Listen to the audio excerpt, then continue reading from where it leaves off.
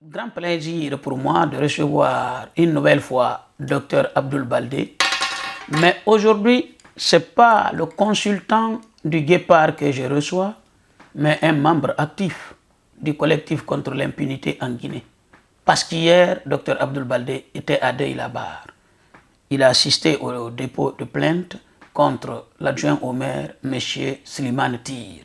Mais la raison principale qui m'a poussé de faire venir Dr Abdoul Baldé concerne sa vidéo qui a été enregistrée ici même au mois de septembre 2017. Il y a de cela presque 3 ans. Dr Abdoul Baldé avait tenu des propos concernant Alpha Condé, sa stratégie, la manière dont il recourra au terrorisme pour ne pas qu'il y ait élection. Bref, tout ce qu'il avait dit ce jour se répète aujourd'hui exactement. Alors, je l'ai fait venir pour qu'on en parle encore. Mais avant tout, nous allons commencer par un bref bilan de la manifestation du collectif à Deuil-la-Barre avant qu'on ne revienne sur sa vidéo de 2017. Mais attention, cette vidéo, je l'ai déjà publiée sur leguépard.net avant de faire venir Dr Abdoul Baldé. Ceux qui veulent savoir ce qu'il avait dit avant, comparer ses dires avec ce qu'il dira aujourd'hui, j'ai mis déjà la vidéo à votre disposition. Bonjour Dr Abdoul Baldé. Bonjour Monsieur Makanel. Quel est votre bilan de la manifestation de Deuil-la-Barre? Globalement positif.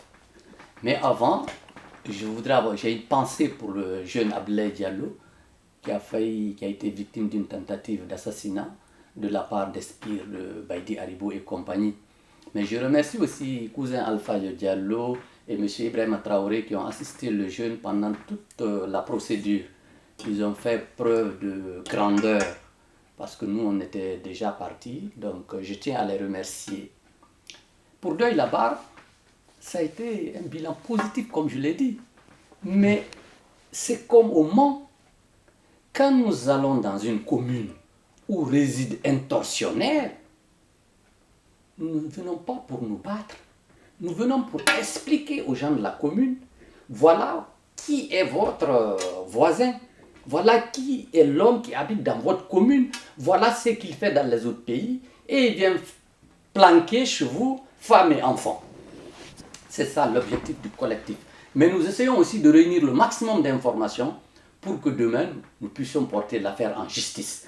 Parce que la France, c'est un pays de droit, c'est un état de droit. Nous fonctionnons selon les règles du droit du pays qui nous a accueillis.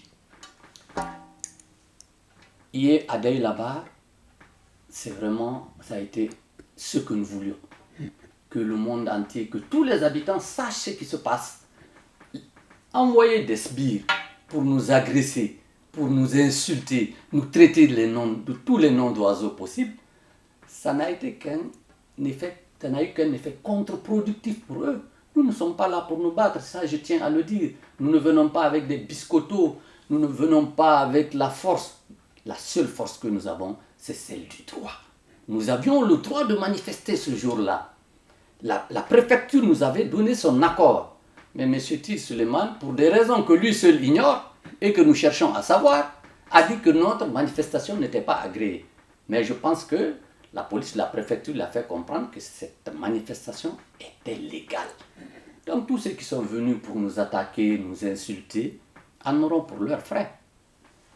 Qu'est-ce que je vais ajouter à ça? Le collectif continuera son combat, quel que soit le prix à payer. Nous sommes prêts à le faire. Alors je dis à Bafoué, colonel Bafoué, général Bafoué, après Malik Sanko, après Baïdi Haribo, nous nous préparons à débarquer à Bourges. Bon. Continue de tuer, nous ne te laisserons pas le temps. C'est ce que j'ai à dire, le collectif est prêt. Nous sommes toujours en avance d'un pas par rapport à ces gens-là. Eux, ils pensent à ce qui s'est passé ici maintenant. Nous, on avait déjà bouclé tout ça. Maintenant, on se tourne vers Bourges. Je lance un appel ici à tous les compatriotes d'Europe, d'Amérique, d'Asie, partout où ces tortionnaires, ces violents ont planqué femmes et enfants, qu'ils nous le disent Si nous ne pouvons pas aller, on pourra demander aux Guinéens qui vivent dans ces continents-là de créer des collectifs qui travailleront avec nous pour que nous ne les laissons plus respirer. Sans les attaquer, nous pouvons porter l'affaire en justice. Cet épisode de Deuil-la-Barre me rappelle un peu l'histoire d'un tortionnaire qu'il y avait au Cambouaro. Je fais toujours référence à cette époque-là.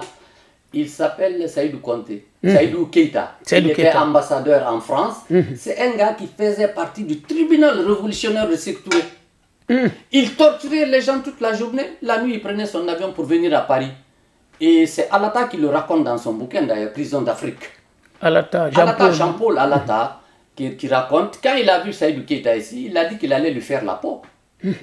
Comment la France a pu accepter un tortionnaire comme ça, comme ambassadeur ici? Bon, ça c'est une autre époque, mais c'est pour vous dire simplement que ce système, le système de M. Alpha Condé, est capable de toutes les ignominies pour se maintenir au pouvoir. Mais on verra bien. Alors, Dr Baldé, nous allons revenir maintenant sur la principale raison de votre invitation. C'est par hasard que j'ai retrouvé votre vidéo de 2017 sur Alpha Condé, sa stratégie, son projet de 3e mandat et la stratégie que vous aviez à l'époque détectée il y a de cela 3 ans. J'aimerais qu'on revienne là-dessus très rapidement et cette vidéo est déjà disponible. Ah, ben c'est une bonne chose. Vous aviez parlé de la volonté d'Alpha Condé de se maintenir au pouvoir coûte que coûte. Vous aviez dit pour y parvenir d'ailleurs que Alpha Condé voulait aussi rester au pouvoir à vie. Pour y parvenir, il va nous fabriquer des histoires de terroristes, ainsi de suite. Aujourd'hui, je vois beaucoup d'internautes dire qu'ils ont des informations allant dans ce sens. D'ailleurs, c'est ce qui m'a poussé d'aller fouiller dans mes archives parce que je me rappelais de ça. Ce que j'ai trouvé là-dedans a été pour moi une surprise. Alors, Dr Abdoul Baldé, comme vous vous rappelez, vous aviez parlé de la volonté d'Alpha de rester au pouvoir et de mandat cadeau. Qu'est-ce que vous vouliez dire là et son problème de terrorisme, son projet de terrorisme? Le mandat cadeau, je l'ai déjà expliqué, je ne vais pas revenir là-dessus. C'est une manière d'empêcher l'élection pour rentrer dans une autre législature. Bon, ça, c'est en voie là. Vous voyez, il fixe une date pour des élections, il ne les respecte pas, il dit ça va être telle date. Il veut nous pousser comme ça jusqu'à 2020. En 2020, il provoque le chaos, il va dire, bon, ben, si je pars, ça va être tout ceci, cela. C'est ce que j'ai expliqué sur cette vidéo. Qu'est-ce qu'on remarque aujourd'hui en Guinée? Le Fouta, quoi qu'on dise, est en état de siège. Conakry est en état de siège. Pourquoi? Vous ne pouvez pas quitter la banlieue aujourd'hui pour aller tranquillement à Kaloum. Ça, c'est un état de siège. Il y a des barrages partout, il y a des militaires partout. C'est devenu un pays militarisé. En forêt, on enlève les gens pour les amener par n'importe quel moyen à Conakry pour les intimider. Donc la Guinée s'installe progressivement dans un chaos. Ça, c'est le chaos que dont je parlais. Le kamikaze islamiste, c'est un phénomène de mode. Les islamistes sont partout, ils posent des bombes. Pour M. Alpha Condé, c'est très facile de dire que bon, maintenant que le pays est dans cette situation, les islamistes aussi sont arrivés en espérant avoir l'appui des Occidentaux justement pour qu'ils puissent gérer le pays jusqu'à la fin de la crise qu'il aura lui-même créée. Bon. C'est ça la réalité. Donc le kamikaze islamiste dont je parlais, c'était à l'époque ça. Mais qu'est-ce qu'on remarque aujourd'hui? Ce n'est pas M. Alpha Condé seulement aujourd'hui qui pense au kamikaze islamiste. Mohamed Diané, ministre de la Défense et chargé des affaires présidentielles, il pense. Bourema Condé, il pense.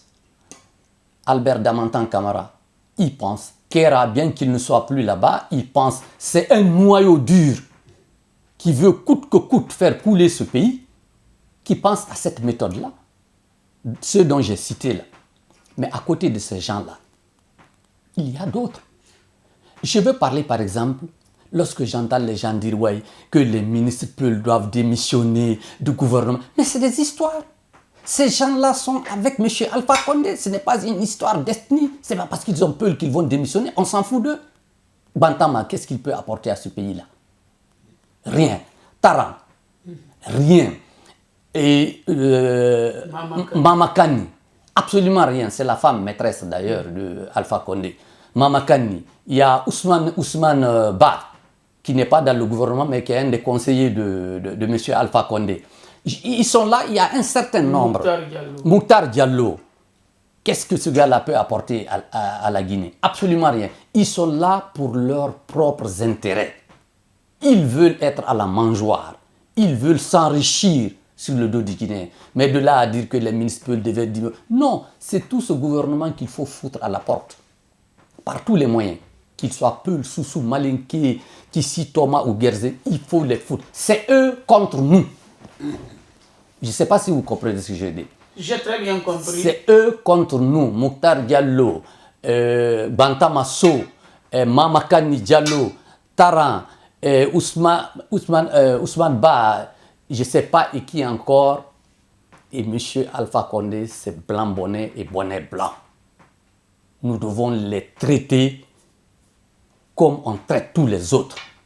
Ce sont des fumiers, si je peux dire ça comme ça, qui veulent mettre notre pays en péril. D'ailleurs, il est déjà en état de péril. Donc, arrêtons un peu de dire que... Non, je ne veux pas rentrer dans ce débat-là. Alors, oui. On dit qu'il parle d'attaques terroristes actuellement. Moi, je vois dans les réseaux sociaux. Oui. Il parle d'attaques terroristes. Oui. Peut-être c'est Alpha qui va amener des terroristes ou... Non, mais... Qu'est-ce que vous comprenez Les terroristes là sont déjà en Guinée.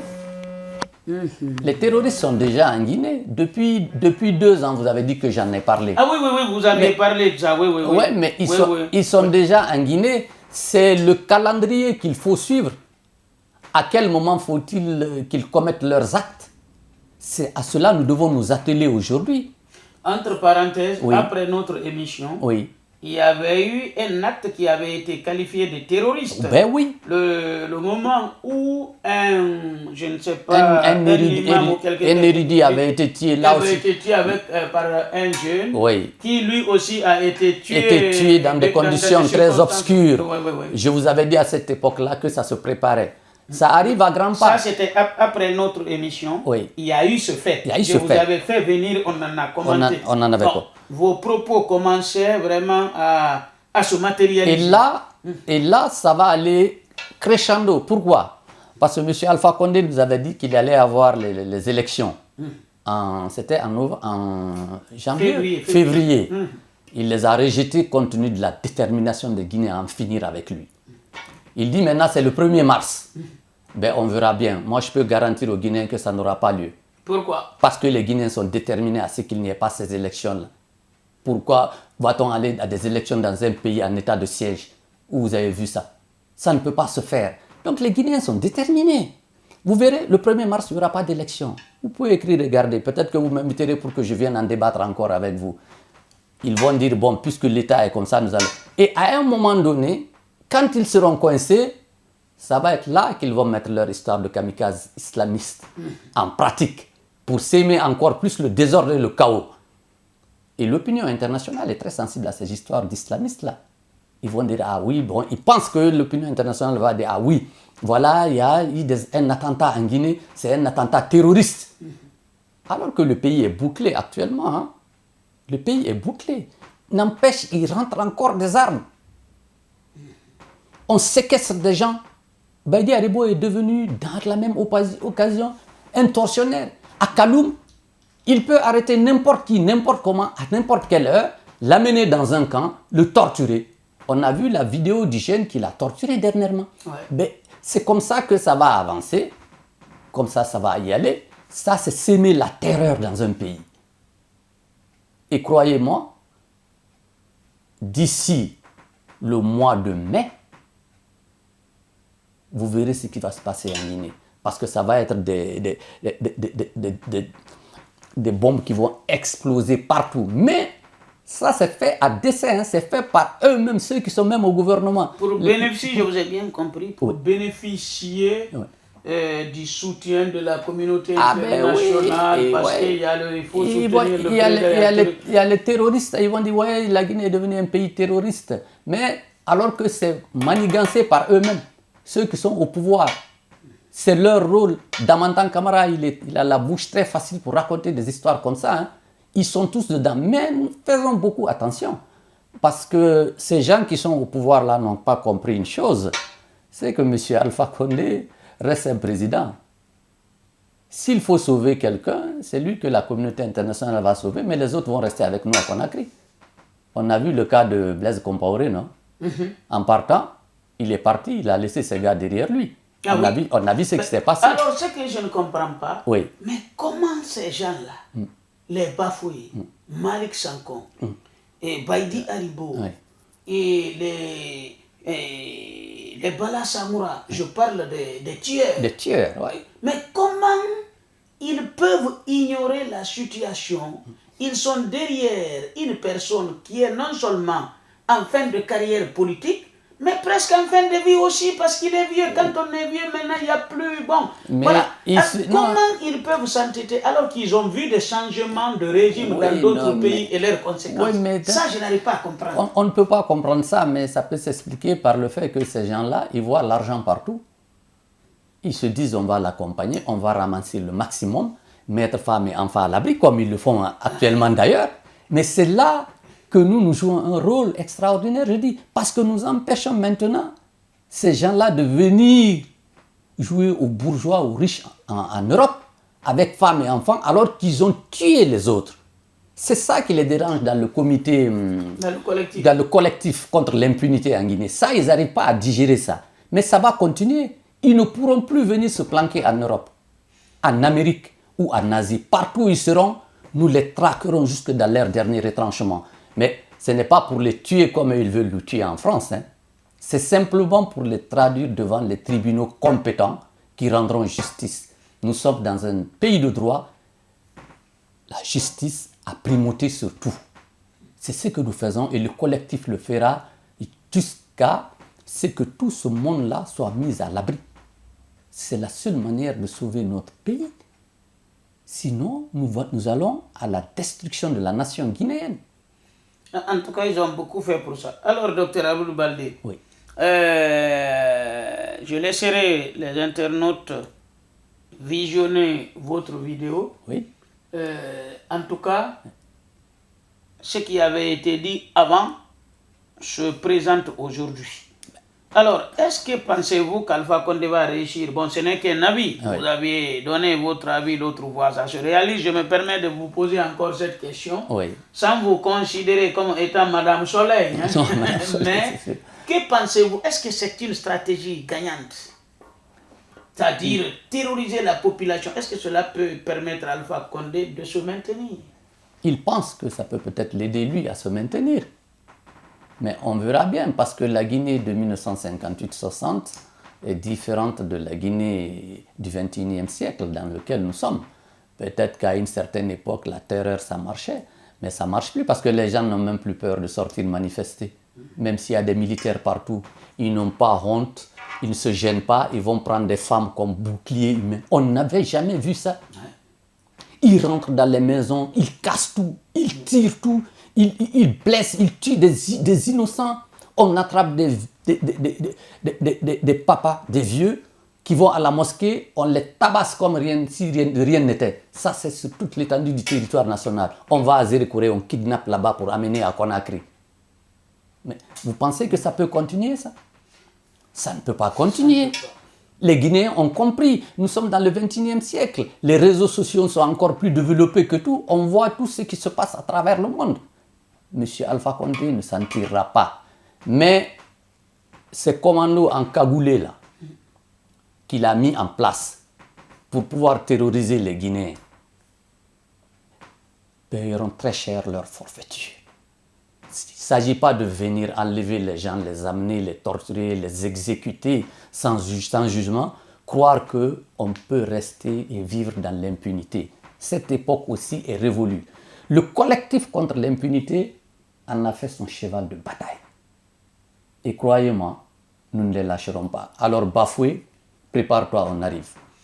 Alors, aussi, on informe les gens que le collectif commence à s'intéresser du cas de commandant Doumbouya, le chef Des encagoulés. Les encagoulés, parce que paraît-il, ce sont ces encagoulés qui se livrent aux enlèvements et séquestrations. Il y a des instruments internationaux qui permettent de juger quelqu'un en France qui aurait commis d'actes de torture dans n'importe quel pays signataire de la Convention de New York de 1984, ce qui veut dire que tous ceux qui œuvrent aujourd'hui en Guinée peuvent être poursuivis sur les mêmes faits en France. Ouais, Alors, docteur Abdoul Baldé, on arrive à la fin de notre entretien. Comme d'habitude, votre dernier mot. Le dernier mot, il faut tenir bon. Tenir bon plus qu'on ne l'a jamais fait. Nous avons déjà gagné une première partie, une toute petite partie. C'est le fait qu'il n'ait pas pu organiser ces élections du mois de février. Empêchons-le d'organiser ceux du mois de mars. Il va nous dire en mai, on va l'en empêcher. Par finir, il comprendra qu'on ne veut plus de lui. Et nous allons nous donner la main comme un seul homme pour mettre la main sur lui et le chasser de notre pays. Ça a été possible avec Blaise Compaoré. Ça peut être possible avec n'importe quel tyran, pourvu que nous nous en donnions les moyens, le courage, la volonté et la détermination. Je pense qu'avec le FNDC, le collectif contre l'impunité, ces volontés-là existent. Je vous remercie.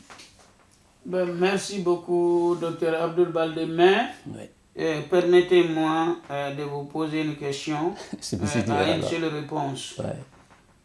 À chaque intervention, vous vous adressez à l'armée, sauf aujourd'hui. Alors, qu'est-ce que vous avez à dire à l'encontre de votre armée? Je peux le dire. L'armée aussi, vous pouvez rechercher les vidéos. Je les avais dit qu'il ne fallait pas attendre la dernière minute pour vouloir faire quelque chose. Mais là, les encagoulés de M. Alpha Condé ont pris place partout. Et eux-mêmes, ils sont dans le viseur de ces encagoulés de M. Alpha Condé. Entre donc l'armée et M. Alpha Condé, on a ce qu'on a appelé les commandos. Ils sont là.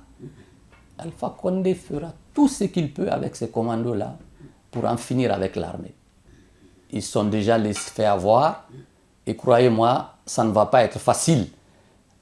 La tâche revient maintenant au peuple de se défendre. Et ça, c'est une autre paire de manches. Mais s'il reste, tant peu soit-il, quelques-uns parmi eux qui ont envie de tenter le coup, mais ils peuvent l'essayer. Nous serons toujours là pour les soutenir. Voilà, c'est ce que j'avais à dire. Alors, l'armée n'a pas été oubliée dans votre intervention. En tout cas, merci, Dr Abdoul Baldé. J'invite nos internautes qui suivront cette vidéo à suivre la vidéo de Dr Abdoul Baldé qui est sur leguépard.net et sur les pages Facebook du Guépard. Ainsi de suite. Merci, Dr Baldé, et à très bientôt. Merci, j'espère ne pas avoir déçu.